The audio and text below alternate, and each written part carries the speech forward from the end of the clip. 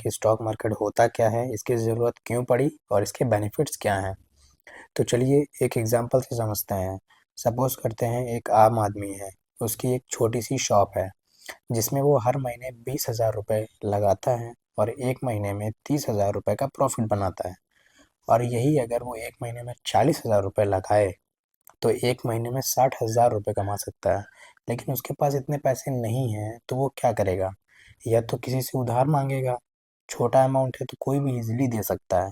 अगर किसी ने नहीं भी दिया तो बैंक लोन दे देगी और उस छोटे से अमाउंट से 1 महीने के प्रॉफ़िट के बाद लोन कवर कर लेगा, या किसी से कर्ज़ भी लिया होगा तो वो उतर जाएगा। लेकिन यहीं पर बात करें, एक बिज़नेसमैन है जिसकी एक बड़ी कंपनी है, जो हर महीने 1 करोड़ लगाता है और 2 करोड़ का प्रॉफ़िट बनाता है। तो अगर वो 2 करोड़ लगाए तो वो 4 करोड़ भी कमा सकता है, वो भी सिर्फ़ 1 ही महीने में।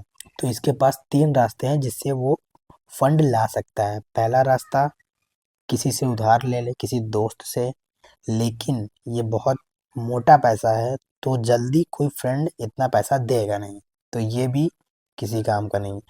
दूसरा रास्ता, वो बैंक से लोन ले सकता है। 2 करोड़ का लोन लेगा और बैंक से लोन ईज़िली मिल भी जाएगा, लेकिन लोन जो मिलेगा 2 करोड़ का, उसमें उसको जीएसटी, टैक्स इतना ज़्यादा इंटरेस्ट देना पड़ जाएगा कि 30-40 लाख रुपए तो उसको लॉस में ही होगा। फिर अगर उसकी कंपनी में कोई प्रॉब्लम हो जाए या उसका महीना अच्छा ना जाए, जिससे उस कंपनी को लॉस हो, तो वो लोन टाइम पर नहीं दे पाएगा, जिससे उसकी कंपनी में प्रॉब्लम आ सकती है।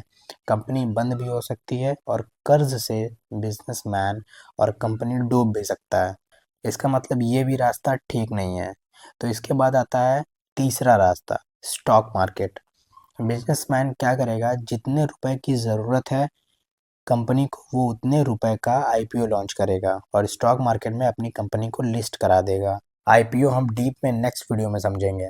स्टॉक मार्केट में लिस्ट कराने से क्या होगा कि अब आम लोग इस कंपनी में पैसा लगा सकते हैं। वो देखेंगे कि ये कंपनी काफ़ी अच्छी है, हर महीने या साल काफ़ी अच्छा प्रॉफिट कमा रही है, तो वो आईपीओ बाय करेंगे, जिससे कंपनी को फंड आराम से मिल जाएगा और वो अब अपने बिजनेस में आराम से इन्वेस्ट कर सकता है।